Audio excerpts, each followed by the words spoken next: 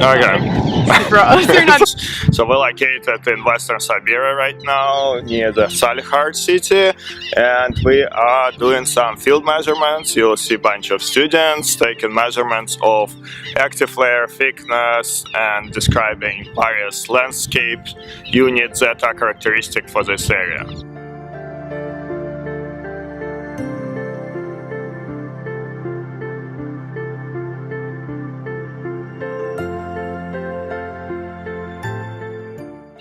Why this work is important? Because climate is changing, and it's changing twice faster in the Arctic. Arctic is a climate kitchen.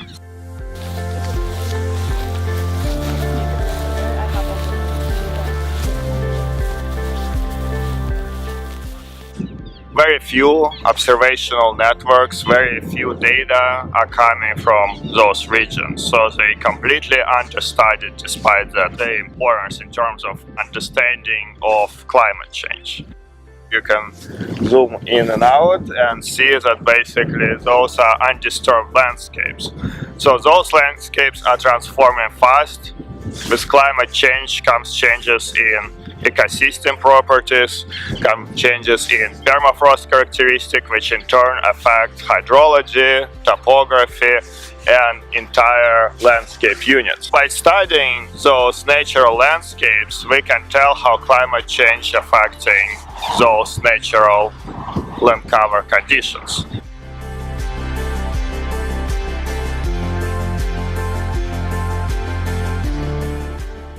Western Siberia is the largest producer of oil and gas in Russia, so most of the oil gas in Europe is being exported from this particular region via a series of pipelines.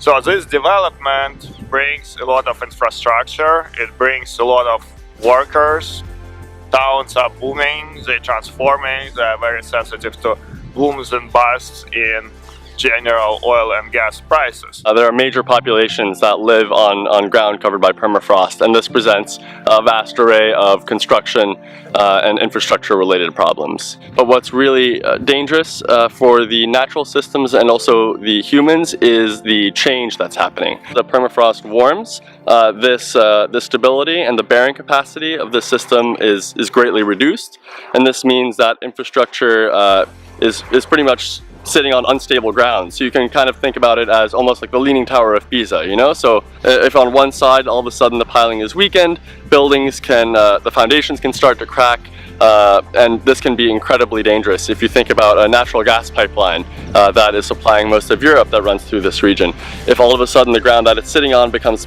to become unstable and different sections of the pipeline sink, this can create fissures and potential leaks, and really can lead to some pretty catastrophic issues.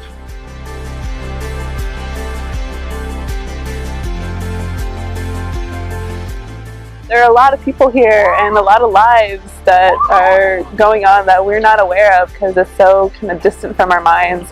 When we talk about the Arctic, we kind of just picture kind of this like winter wasteland, like millions of people that live here, both urban and indigenous, and just scattered around.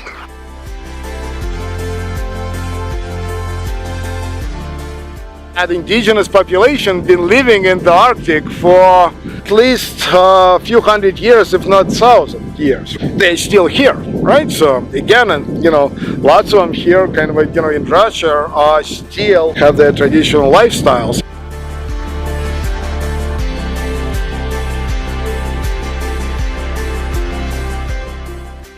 I am Valery Ivanovich Gribinets. I am professor of Moscow State University Geographical Faculty, Department of Cryology and glaciology. Я считаю, что север, Арктика – это действительно будущее нашей страны и, возможно, будущее мира. Потому что не только здесь богатейшие ресурсы, но это ведь и удивительные природные комплексы, устойчивость которых очень важна для всей планеты.